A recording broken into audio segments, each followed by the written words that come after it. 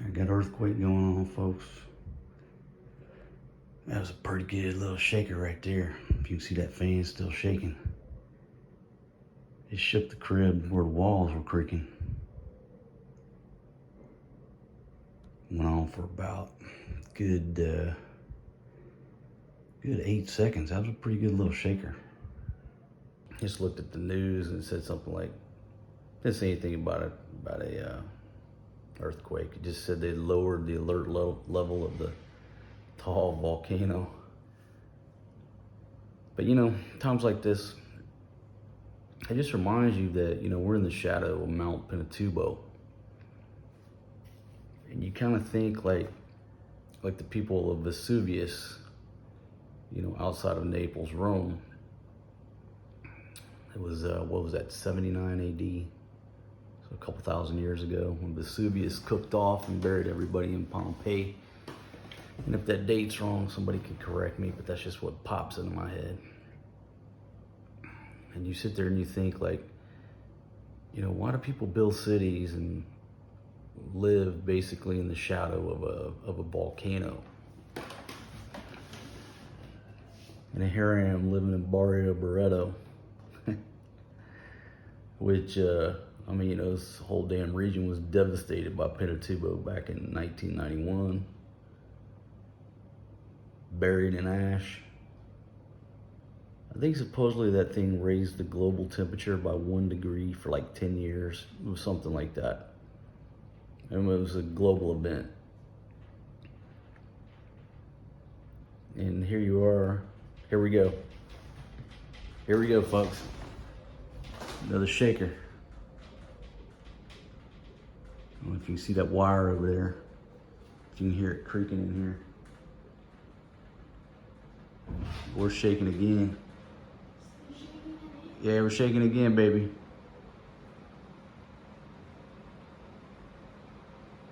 Shaking again. You okay? Yeah. Come on out. I'm not gonna film your little hoo-ha. So there you go, folks. 2 shakers. 2 shakers going on. Like I said, I don't know if you heard that, but sometimes you feel these little bitty tremors, but this one here is actually, it's shaking the walls. These are concrete walls. It's shaking the whole crib. I think the last time I felt a shaker like this was back on Christmas morning, which Kevin was telling me. The funny thing was, well, it's not funny, but he was saying that there was a shaker on tremor, whatever you want to call it, on last Christmas morning. So Christmas morning of 2019 and 2020. So I think Christmas morning was the last time I really felt a tremor. Now I felt a couple little small ones, but the lady said they didn't feel it. But I'm very in tune to it. And I felt some really tiny ones, just a little bit of shake that you had to be paying attention to. But since Christmas, I felt a couple. But this thing right here, those 2, pretty significant. I want you to look at that beautiful girl over there. My goodness. Baby. You look so good in that curtain, baby. She's so pretty. Baby, I can't help it if you're beautiful. I gotta stare at you, baby. We're in the middle of an earthquake here. Got a lot of stress going on. Baby, all I can see is your face and your feet.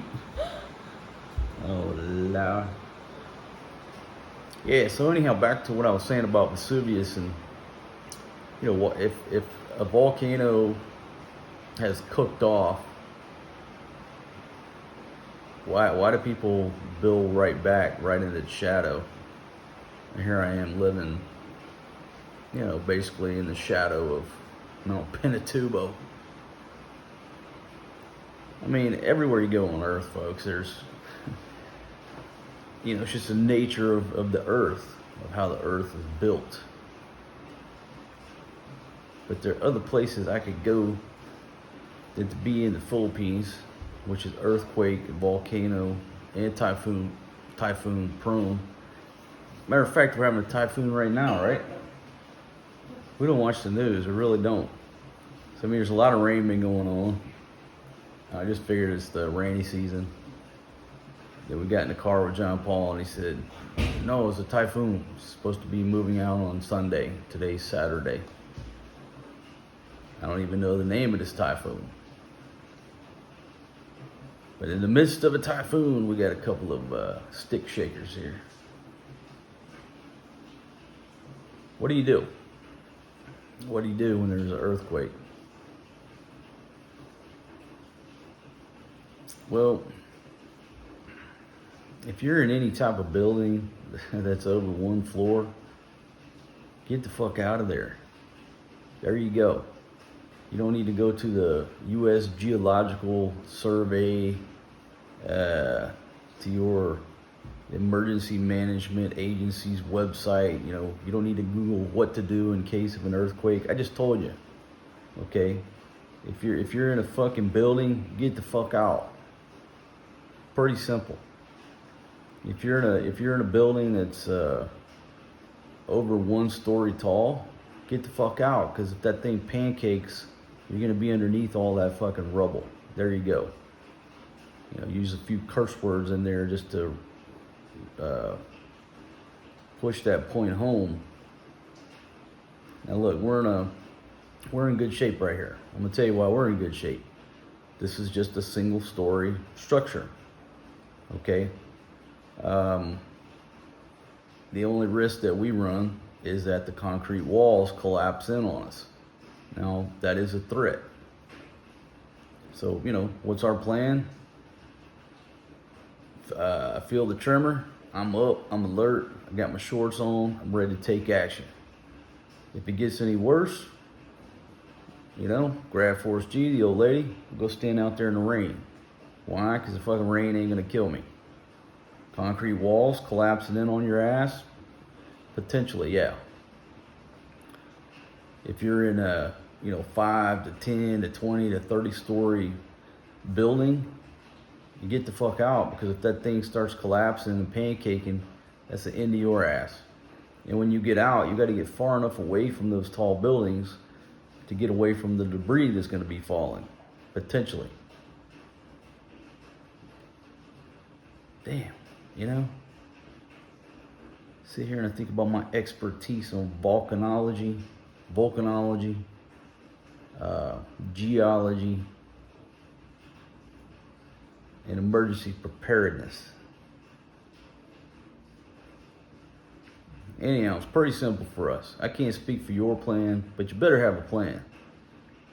So, our plan is get up, get alert. If it starts shaking anymore, get outside. Now, we're not around a lot of tall buildings, so we don't got to worry about shit falling on us. If there's a tsunami warning, boom, head for them hills over there. We're close enough, close enough to these hills where it's no problem for us to gain elevation to survive a tsunami. Pretty simple plan, right? Plan A, get the fuck out. B, tsunami, climb the hill. That's it.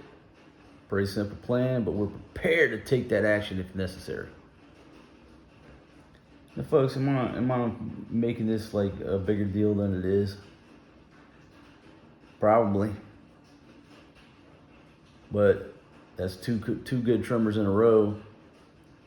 And I'll tell you what happened before Vesuvius cooked off. Same shit. They were feeling tremors for days or weeks or months or whatever before Vesuvius cooked off. Now, I'm not saying the earthquakes are directly related to Pinatubo. That's not what I'm saying. Okay? I'm just throwing stuff out there, food for thought. Those people in Vesuvius were going on about their daily lives, feeling all these tremors and stuff. And then they had a major volcanic event that ended and buried the town of Pompeii. And if you don't know anything about Pompeii, you should really watch a couple documentaries about it. Look it up. It's I mean, just fascinating. Not the fact that all the people died, but just fascinating that that town was just basically frozen in time. And now that it's been excavated, we can see exactly how the Romans lived 2,000 years ago. I mean, it's an absolute it's just fascinating.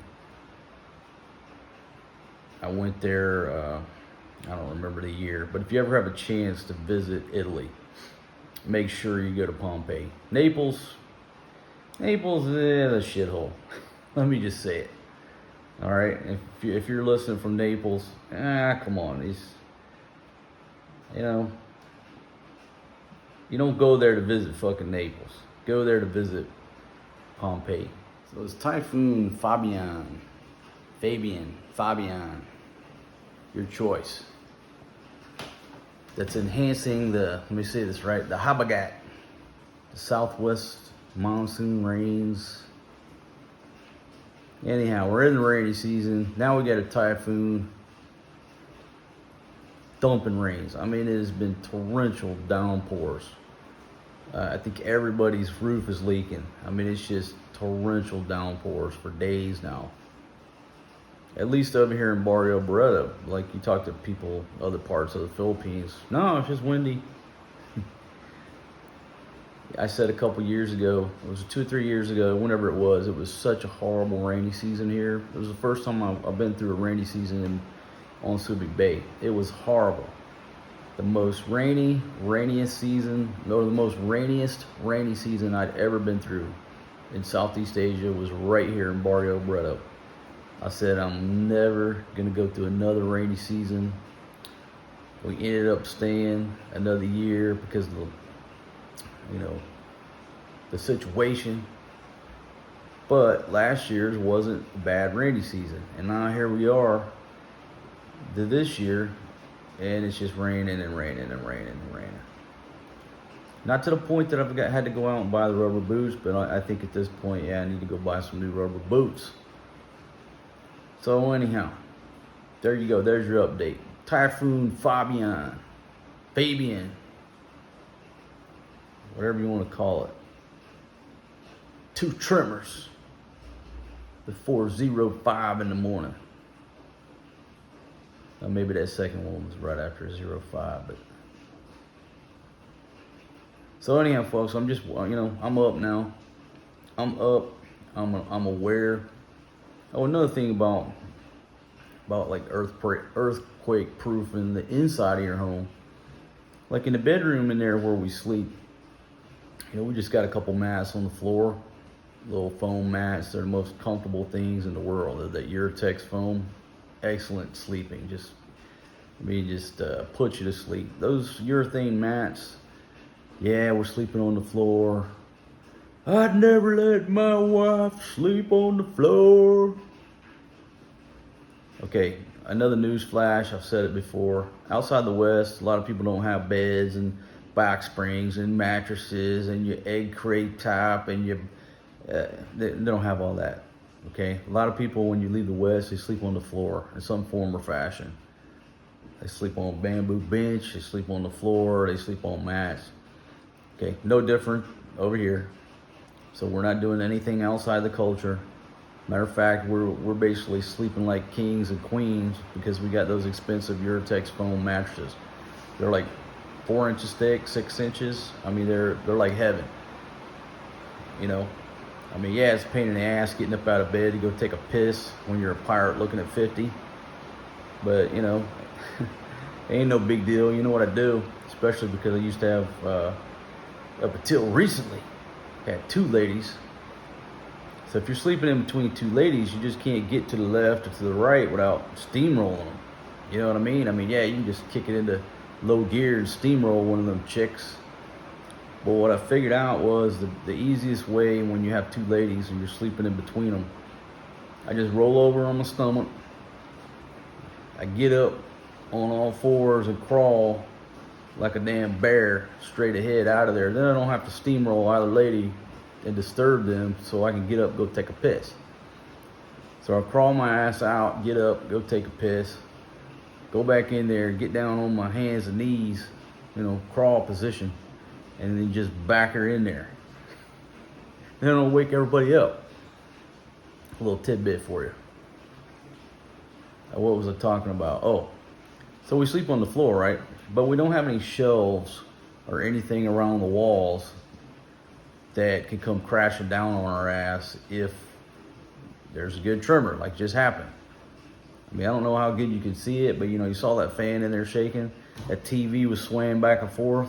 Well, if you're sleeping on the floor and the TV comes crashing off the damn table, it's gonna bust your head open. We don't have anything in there. It's just 2 mattresses. We laugh and joke that maybe the air conditioner might, you know, fall out now. There's nothing in there to fall on our heads.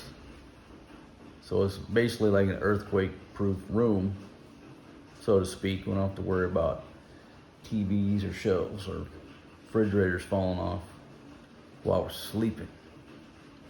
So I'm up, I'm on guard. I'm on earthquake guard. Is that a little bit overkill or dramatic? It's how you want to look at it.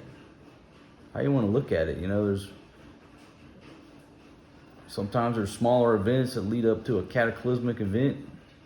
What do you want to do? Just go back to sleep? So I'm up. The sun will be coming up here anytime. And we'll see if anything else comes down the pipe. Maybe that's it. Usually that's it, but you never know. I was down in Mindanao one time. I felt a pretty good shaker. And like a couple days later, boom, big old earthquake up there. I think Bohol, Cebu, somewhere. It wasn't on Mindanao, but I felt the shaker like 2 days before while I was down there. And 2 days later, it was a big old earthquake, you know, brought down a bunch of buildings. There you go, folks. Welcome to my morning here. Coming to you live. No, this ain't live. But coming to you from the Philippines. During Typhoon Fabian. And 2 early morning tremors. It's a beautiful day. 6.7 in magnitude earthquake, 21 miles from Puerto Galera. So it took them just a couple minutes to get it reporting, but there you go, 6.7. Oh my goodness, Eric and Mercy are down there right now. I gotta send them a message and check on them. They're down in Puerto Galera. If they made it, if they went down there. I haven't talked to them in a couple days, so I'm assuming you guys rolled out on the trip. Hey man, hope you guys are doing well down there. So if it's 21 miles from you guys, then I'm sure you guys got rocked down there, because we felt it up here. It creaked the damn walls up here. All right, folks, be right back. Let me just shoot them a quick message, see if they're okay. All right, folks, there you go right there. I just talked to Eric. They are right there in Puerto Galera. He said it was a good, I mean, obviously it was a hell of a shaker down there, but there you go. 6.7, 34 clicks from Puerto. 448, that's about right. I said about 450 up here. But, you know, there's Puerto Galera, and, you know, we're way up here. We're way up in that vicinity. That's where the center of it was. Hope everybody down there is okay. But anyhow, good news, talk to Eric and Mercy. They are fine.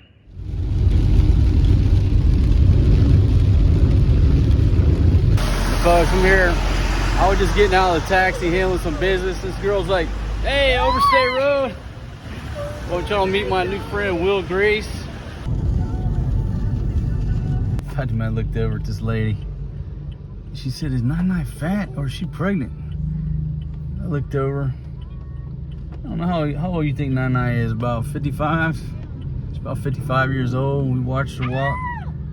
She's got a side profile. Boom, yeah, 100% she's pregnant. Oh, Nai. About 55 to 60 over there, knocked up. I got nothing against it, I'm just saying. I love that old girl. She's fucking rolling strong through Castillejos. Shout out to you, girl. So that lady's about the same age of Mom. She got one in the oven, baby. My goodness. Look at this crew in the back. Oh my goodness, who is this? Hi. Hello, ladies. Hi. Folks, look at this crew I'm rolling with back here. I'm rolling with a flat out crew. It is a rainy day.